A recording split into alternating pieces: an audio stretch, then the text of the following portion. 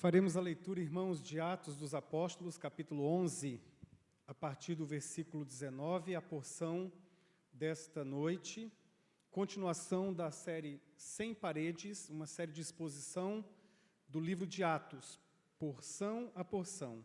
A de hoje começa no verso 19, Atos 11, versículo 19. Diz assim: os que tinham sido dispersos por causa da perseguição desencadeada com a morte de Estevão, isso aconteceu no capítulo 7, fecho parênteses, chegaram até a Fenícia, Chipre e Antioquia, anunciando a mensagem apenas aos judeus. Alguns deles, todavia, cipriotas e sirineus, foram a Antioquia e começaram a falar também aos gregos, contando-lhes as boas novas a respeito do Senhor Jesus. A mão do Senhor estava com eles, e muitos creram e se converteram ao Senhor. Notícias desse fato chegaram aos ouvidos da igreja em Jerusalém, e eles enviaram Barnabé a Antioquia. Este, ali chegando e vendo a graça de Deus, ficou alegre e os animou a permanecerem fiéis ao Senhor de todo o coração. Ele era um homem bom, cheio do Espírito Santo e de fé, e muitas pessoas foram acrescentadas ao Senhor. Então Barnabé foi a Tarso procurar Saulo, e quando o encontrou, levou-o para Antioquia. Assim, durante um ano inteiro, Barnabé e Saulo se reuniram com a igreja e ensinaram a muitos. Em Antioquia, os discípulos foram chamados pela primeira vez cristãos. Naqueles dias, alguns profetas desceram de Jerusalém para Antioquia. Um deles, Ágabo, levantou-se e, pelo Espírito, predisse que uma grande fome sobreviria a todo o mundo romano, o que aconteceu durante o reinado de Cláudio. Os discípulos, cada um segundo as suas possibilidades, decidiram providenciar ajuda para os irmãos que viviam na Judéia, e o fizeram, enviando suas ofertas aos presbíteros pelas mãos de Barnabé e de Saulo. Até aqui a leitura. Sem recuar é o tema desta noite. Sem recuar. Percebam que no versículo 26, irmãos, nós encontramos um fato inusitado. Pela primeira vez, diz o texto no versículo 26, os discípulos de Jesus foram chamados de cristãos. Eles eram reconhecidos como os do caminho, eles eram reconhecidos como discípulos, mas aqui em Antioquia, fora do território da Judéia, em Antioquia, eles foram pela primeira vez chamados de cristãos. No grego é cristianos. Cristianos significa seguidores de Cristo. Aquele que segue de perto a Cristo. Agora, eles não se denominaram assim. Eles não foram num cartório da época e disseram, olha, nós queremos fundar uma denominação e o nome desta denominação é cristã, denominação cristã. Não. Foram os de fora que, vendo que eles eram semelhantes a Jesus em atitudes, em palavras, em comportamento, disseram, eles se parecem com Cristo, eles são, portanto, cristianos, eles são cristãos. Interessante, quando nós lemos um versículo como este, nós temos que nos perguntar o seguinte: o que as pessoas de fora, não as de dentro, mas os que as de fora estão dizendo sobre nós, sobre a igreja, coletivamente, mas sobre nós pessoalmente? Será que elas olham para a minha vida e dizem assim, ele é um cristão, ele se parece com Cristo? Ela é uma cristã, ela se parece com Cristo. Não o seu irmão de uma outra igreja, de uma outra denominação, mas o seu amigo lá no trabalho, lá na faculdade, a pessoa que trabalha na sua casa, na sua empresa, ela olha para você e ela enxerga uma seguidora de Cristo, um seguidor de Cristo. Eu quero compartilhar com vocês uma história de um pastor antipático e de um gato. Antecipo, o pastor era antipático. Mas o gato era o seguinte, o gato, ele viu um templo parecido com esse, bonito, e o gato se aproximou e percebeu que poderia passar a noite ali, era uma noite de domingo, gostosa como essa, então ele foi, se entremeando ali por entre as pernas dos irmãos, até chegar num cantinho e ficar ali, e ali ele passou a noite, ali ele dormiu, só foi no outro dia. No outro domingo o gato volta, porque ele descobriu que aquele templo só estava aberto aos domingos. Então ele foi ao domingo, no próximo domingo, mais uma vez. E ali ele já começou a receber afagos, porque era um gato muito bonitinho. Ele começou a receber os afagos dos irmãos, veio o terceiro domingo, quarto domingo, e um ano depois o gato já estava acostumado àquela rotina, culto após culto, domingo após domingo. Um dia o pastor Antipático resolveu usar o gato na sua pregação. E ele fez a seguinte pergunta: meus irmãos, este gato que está aí passando agora no meio de vocês, esse gato é um cristão? Este gato é um cristão? E os irmãos ficaram silentes, ninguém falou nada. Ele insistiu na pergunta, e ele refez a pergunta nos seguintes termos: esse gato ora todos os dias? A congregação: não. Este gato lê a Bíblia todos os dias? Não. Este gato jejua eventualmente ao Senhor? Não. Este gato ajuda o pobre, o necessitado? Por exemplo, ele pega essas comidinhas que vocês dão para ele aqui, que os diáconos não viram, os pastores também não, mas ele era alimentado ali por debaixo dos bancos. Ele leva esse alimentozinho para distribuir com os gatos vira-latas de rua? Não. E se esse gato sofrer um dano, ele vira a outra face? De jeito nenhum, ele vai nos arranhar todo. O gato é assim. Esse gato, por exemplo, ele perdoa o seu ofensor? Esse gato, ele está disposto, por exemplo, a ter um coração generoso? Não. Mas esse gato vem todos os domingos. Ele já está aqui há um ano. Eu posso chamar esse gato de cristão? Não. Então, por que é que às vezes eu tenho que chamar uma pessoa... O pastor é antipático, eu já antecipei. Por que é que nós temos que chamar uma pessoa de cristã só porque ela frequenta todos os domingos um culto, uma reunião, uma missa? Esse grupo aqui de Atos capítulo 11 era bem diferente da postura desse gato. Eles se engajavam, eles tinham, diante das dificuldades, quando se aparecia diante deles um "e se", que é uma impossibilidade, o texto nos mostra que eles tinham maneiras criativas de viver o cristianismo. E se nos perseguirem e nos dispersarem, versículo 19, e se acontecer isso, nós pregaremos por onde for. Eles pregavam o evangelho por todos os lugares. Eles entenderam, não temos que depender dos apóstolos, dos pastores, dos presbíteros. Cada um de nós tem a responsabilidade de falar do amor de Deus para o amigo, para a pessoa que está diante de nós, a pessoa a quem Deus nos coloca, nos presenteia às vezes. Eles tinham essa dinâmica. E se alguns pregarem as boas novas só para os de dentro? Vejam que mesmo depois da experiência de Pedro, em que ele entendeu que deveria pregar o evangelho para todos, não apenas para os judeus, alguns, diz o texto bíblico, continuaram pregando só para os de dentro, só ensinando para os de dentro. E se acontecer isso, não tem problema. Outros começarão a pregar para os de fora. Os cipriotas e os sirineus, os cristãos cipriotas e os sirineus começaram a pregar para os gregos, começaram a pregar para os de fora, para as pessoas difíceis, que às vezes não querem ouvir o evangelho, mas eles estavam lá pregando para eles. E se as novas pessoas, ou se novas pessoas abraçarem a fé, eram 12, depois 70, depois o texto bíblico de Atos diz que eles eram 120, com a pregação de Pedro, mais de 3.000, depois 5.000, depois uma multidão que ninguém podia contar, mas eles se reuniam em pequenos grupos, de casa em casa, às vezes escondidos. E se novas pessoas abraçarem a fé, e se isso acontecer, nós cuidaremos delas. Eles mandaram buscar Barnabé. Barnabé era um apelido, o nome dele era José, mas eles foram buscar Barnabé em Jerusalém.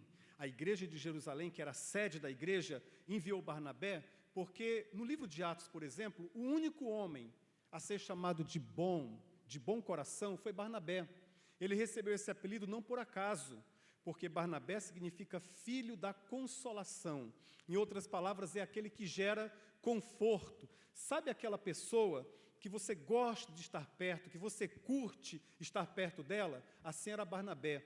Barnabé não tinha medo de pessoas difíceis, como Saulo. Ele chegou junto de Saulo, ele compartilhou o evangelho com Saulo, ele não tinha nenhuma dificuldade. nós cuidaremos delas com os melhores que a igreja pode produzir. E os melhores são pessoas simples, são pessoas bondosas, pessoas cheias de amor, que às vezes não estão nem com o microfone na mão, elas estão por aí, espalhadas. São os nossos geradores de conforto, geradores de consolação. Mas e se crescermos de repente, como essa igreja cresceu? Eles cresceram assustadoramente. E se nós crescermos de repente, o que acontece? Nós buscaremos reforços. O texto bíblico que lemos diz que eles foram buscar Saulo na sua cidade.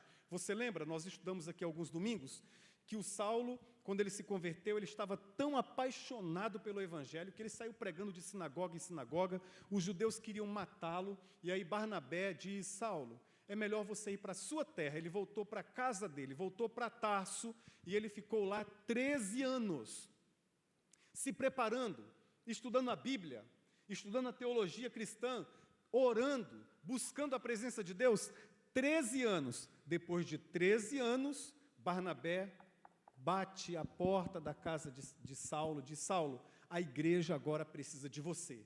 Agora a igreja precisa. E ele ficou junto com Barnabé 1 ano inteiro ensinando a palavra de Deus, ministrando a palavra de Deus. Que coisa maravilhosa, que coisa extraordinária, irmãos.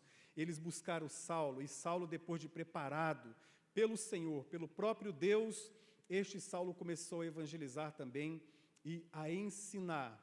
E se alguns entre nós experimentar dias difíceis e tenebrosos, como fome ou uma catástrofe, por exemplo, nos versos 27 e 28, os profetas descem até Jerusalém, e um deles era Ágabo. Ágabo levanta-se e diz assim, haverá uma grande fome sobre todo o Império Romano. Interessante isso, porque na igreja, às vezes, a gente quer ouvir bênçãos, a gente quer ouvir que você vai ser abençoado, que vai dar tudo certo para você em 2019, que as portas serão abertas, que a sua empresa vai faturar o triplo. Nós queremos ouvir isso, e essa é uma mensagem do Evangelho também. Mas, às vezes, a mensagem do Evangelho é muito realista, como foi o caso de Ágabo. Ele se ergue e ele diz, eu tenho uma notícia ruim para vocês. Eu tenho uma notícia difícil para vocês. Uma fome vai atingir todo o Império Romano durante o governo de Cláudio. Isso vai acontecer, muitas pessoas entrarão em crise. E tem outro detalhe, os irmãos na Judéia, as igrejas mais pobres estavam na Judéia. Os irmãos na Judéia vão padecer uma fome insuportável. Vai ter um tempo ruim, um tempo difícil. E se isso acontecer, nós os ajudaremos a passar pela dificuldade. Isso é ser cristão. Nós os ajudaremos a passar pela dificuldade. Sabe, quando você percebe que aqui entre nós pode ter alguém que não pagou a luz, que não pagou a água, alguém que está tendo dificuldades para comer, isso pode acontecer. Nós estamos nos organizando como igreja. No dia 23, agora na sexta-feira passada, nós nos reunimos aqui com 1% desse grupo, mas era um grupo muito animado, e nós estamos criando um projeto que vai unir as possibilidades que existem entre nós com as necessidades. Se você entrar hoje no site da PIB de Cuiabá, pibcuiabá.com.br, tem uma abazinha lá, Ministérios. Clicou em Ministérios, abre uma janelinha, a última palavra, o último item é Projeto Sexto Dia Solidário. Você entra ali, você coloca quais são as suas potencialidades, se você é um empregador, se você tem uma vaga de emprego, por exemplo, e você entrou ali, você pode dizer também se você está precisando de um emprego, qual é a sua necessidade, e nós temos um grupo da igreja que começou na sexta-feira, timidamente, para ajudar, para tentar fazer esse cristianismo prático, efetivamente, funcionar entre nós. Nós precisamos ter esse coração. Nós os ajudaremos a passar pela dificuldade. Mas existiam 3 fatores que mobilizavam essa igreja a ser tão diferente daquela postura do gato. 3 fatores. O primeiro deles, motivação. Missão, melhor dizendo. Qual era a missão? Espalhar as boas novas a respeito de Jesus. Eles entenderam que isso não era uma missão apenas do pastor, apenas de um apóstolo, apenas de um discípulo catedrático, apenas do teólogo, não. Eles entenderam, isso é para todos nós, é para todos nós. E eles começaram a pregar esse evangelho, porque compreenderam a missão. A segunda coisa, motivação. A motivação deles, a mão do Senhor está conosco. A mão do Senhor está conosco, é o versículo 21. Mas o interessante, a motivação era exatamente essa, de que eles tinham uma consciência muito clara de que a mão do Senhor estava com eles. Isso é legal, isso é maravilhoso. Agora, interessante, não é, irmãos? A mão do Senhor está conosco, mas eles enfrentaram dificuldades. A mão do Senhor está conosco, mas eles sofreram perseguição. A mão do Senhor está conosco, mas eles não foram impedidos de passar pela fome. E a igreja teve que se mobilizar e conseguir levantar uma grande oferta para ajudar os irmãos pobres que estavam na Judéia. Às vezes nós temos uma ideia imatura de que quando a mão do Senhor está sobre nós, somente virão bênçãos, não haverá doenças, nada de ruim vai nos acontecer. A mão do Senhor, às vezes, isso é um mistério. Eu sou pastor há 23 anos, eu não entendi isso, eu acho que eu nunca vou entender. Mas, às vezes, irmãos, a mão do Senhor não impede que nós passemos por perseguição, mas, de alguma forma, ela faz com que esta perseguição seja usada para o bem do Evangelho e para o meu bem. Às vezes, a mão do Senhor não me livra da fome, mas ela me dá fome de Deus, me dá outras fomes que eu preciso ter, que eu preciso assumir para a minha vida. Às vezes, a mão do Senhor não impede que eu tenha uma doença, e talvez esta mão do Senhor nem me cure, mas ela não me cura da doença, mas ela pode me curar na doença. A mão do Senhor é misteriosa, mas eu posso garantir para você, não existe lugar mais seguro do que sob as mãos poderosas do Senhor. Mas as mãos poderosas do Senhor, elas não vão passar a mão sobre a sua cabeça em todas as circunstâncias. Às vezes, esta mão poderosa vai puxar levemente sua orelha. Às vezes, essa mão poderosa vai te guiar. Às vezes, essa mão poderosa vai te corrigir. E essa igreja compreendia isso. Mas, acima de tudo, eles tinham um modelo. Qual era o modelo? Jesus Cristo. Se você voltar uma página, você encontra Atos capítulo 10, versos 34, 38. Lá diz assim, que o Evangelho é a respeito de Jesus. O Evangelho é a respeito de Jesus, o qual, Jesus, andou por toda parte fazendo bem e curando a todos os oprimidos pelo diabo, porque Deus era com ele. É uma outra forma de dizer que a mão de Deus estava sobre ele. Ele andou por toda parte, fazendo bem, curando aos oprimidos do diabo, porque Deus estava com ele. Deus estava com ele. Se eu perguntar aqui, quantos de vocês gostariam que Deus estivesse com você, que a mão de Deus estivesse com você? Levante sua mão aí. Amém. A outra pergunta você não precisa responder. A outra pergunta é, será que você está disposto a ser com Deus como Jesus era? Você quer que Deus seja com você como Ele era como Jesus, mas você quer ser com Deus como Jesus era? É uma outra pergunta. Você precisa pensar sobre isso. Você precisa refletir sobre isso. Mas Jesus era o modelo. Quando surgiu a fome no governo de Cláudio e as igrejas na Judéia, os irmãos foram atingidos, Paulo levantou uma grande oferta. E sabe qual foi a motivação dele? Jesus. Isso está em 2 Coríntios capítulo 8, versículo 9. Diz assim, pois vocês cristãos, conhecem a graça do nosso Senhor Jesus Cristo, que sendo rico, se fez pobre, por amor de vocês, para que por meio de sua pobreza, vocês se tornassem ricos. Olha o argumento de Paulo. Vocês conhecem a graça do nosso Senhor Jesus Cristo. Ele sendo rico, ele se fez de pobre. Em outras palavras, ele sendo rico, nasceu numa manjedoura. Ele sendo rico, usou roupas simples. Ele sendo rico, ele se desfez de toda a sua pompa, de toda a sua riqueza. Ele se fez de pobre por amor de vocês, amor sacrificial, para que por meio de sua pobreza vocês se tornassem ricos. Esse argumento de Paulo fez com que aqueles cristãos entregassem tantas coletas, tantas ofertas, que houve um momento em que não precisou mais. A fome daqueles irmãos fora suprida, porque eles estavam com esse modelo em mente, com Jesus. Agora eu quero falar com vocês a respeito de uma experiência de Mahatma Gandhi, do Gandhi, na Índia. Na história dele há um fato muito interessante. Ele foi amigo de alguns pastores, o Mahatma Gandhi, mas especialmente um pastor metodista visitava a casa de Gandhi e Gandhi visitava a casa dele. era o Stanley Jones, um pastor metodista. Eles eram amigos. E uma vez o Stanley Jones falou que o Gandhi precisava visitar uma igreja cristã, que o conhecimento que ele tinha do cristianismo era só teórico, era só de leituras. E ele se interessava muito pelo cristianismo. Disse o Stanley Jones, vai visitar uma igreja próxima à sua casa. O Gandhi foi. Só que ele foi visitar uma igreja na Índia, que era uma igreja de brancos. E quando ele chega, a pele dele era escura, ele foi escorraçado daquela igreja. Ele foi expulso daquela igreja, por causa da cor da sua pele. E ele saiu triste, ele saiu chorando. E ele foi até a casa do pastor Stanley Jones, e ele contou a sua experiência. Ele disse o que tinha acontecido. Ele falou, olha, eu nunca mais quero saber de cristianismo, eu nunca mais quero ouvir sobre cristianismo, porque se cristianismo é aquilo, eu não quero.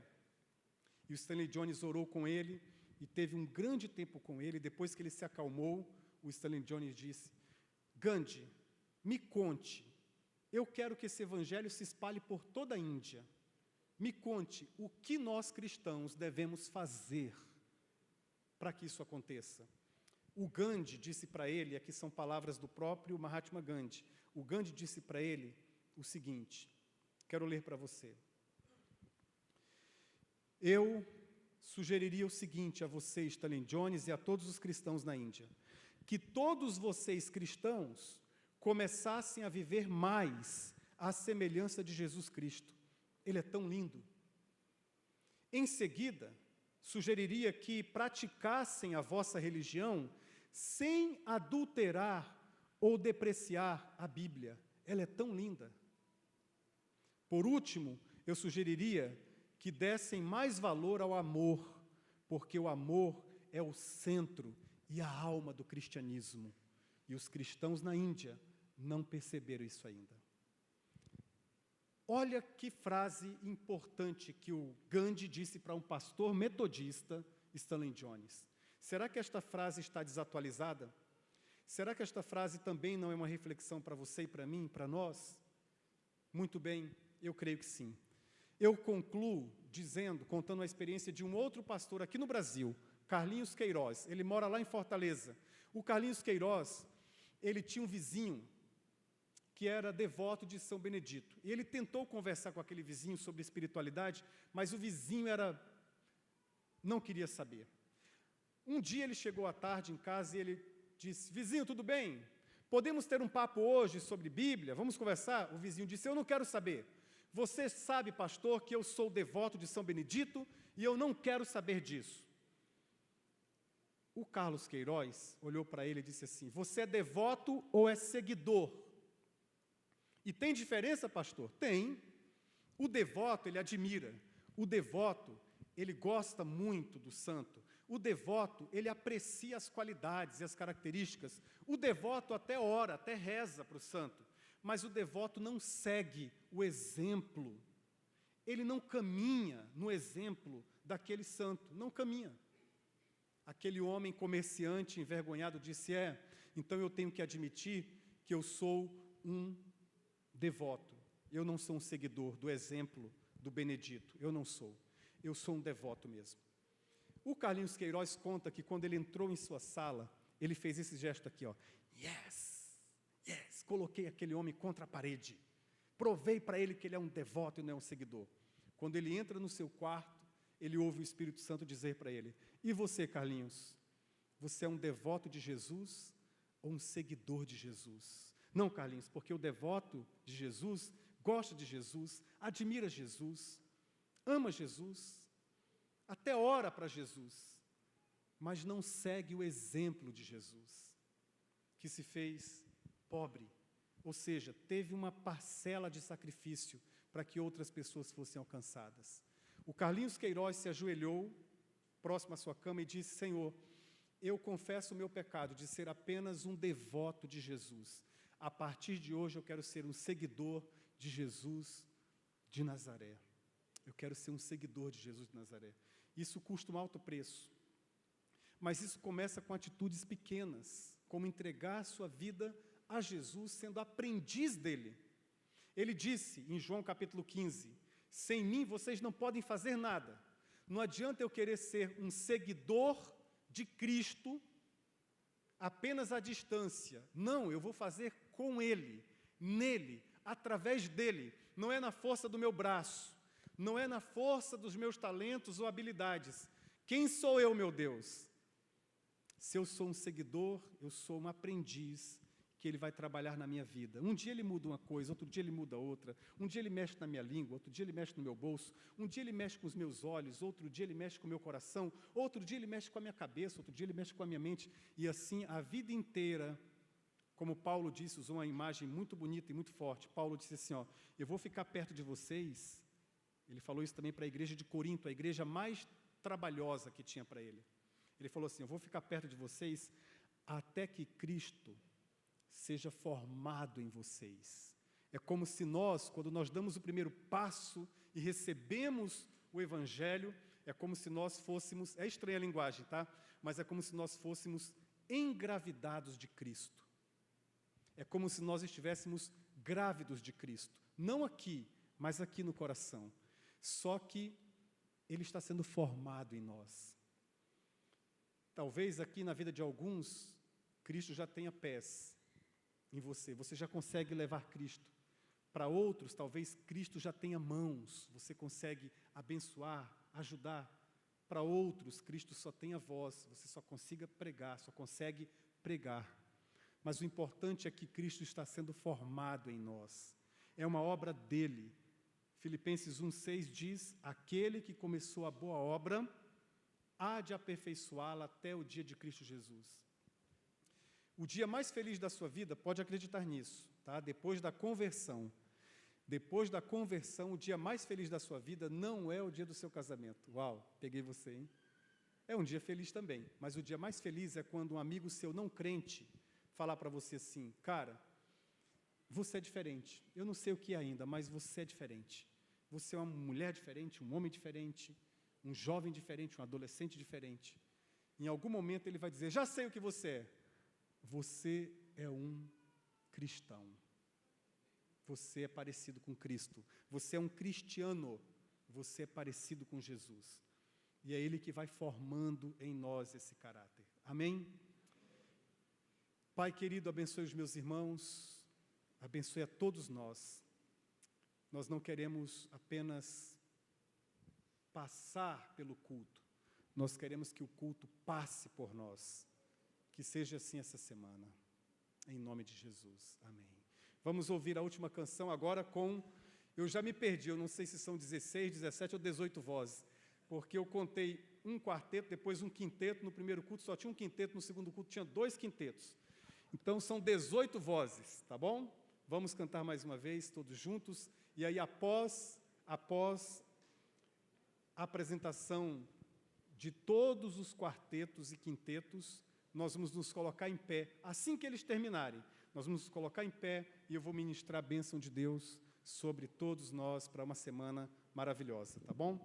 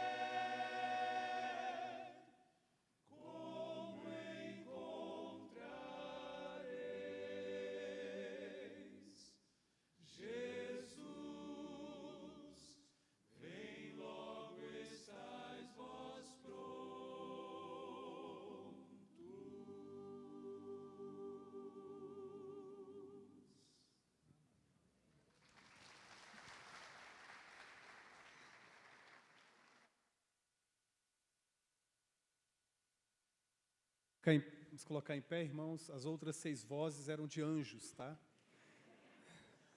18 para 12, a conta foi ruim, né? Mas eu quero agradecer o Silas. Silas deu um passo à frente, porque esse time inteirinho aqui foi mobilizado pelo Silas. O Silas canta em quarteto desde a sua meninice. E ele tem um amor muito grande por levar o evangelho através da música. E foi ele quem mobilizou todos estes irmãos de diversas igrejas para estar aqui neste culto adorando a Deus com você e comigo, tá bom? Então nós queremos reconhecer isso, tá? Deus te abençoe grandemente. Amém. Que o amor de Deus Pai, a graça bendita de Jesus e o consolo do Santo Espírito de Deus seja com esta igreja, com todas as igrejas representadas pelos irmãos dos quartetos e com todo o teu povo espalhado por toda a face da terra, hoje e para sempre. Amém e amém. Tenha uma ótima semana em nome de Jesus.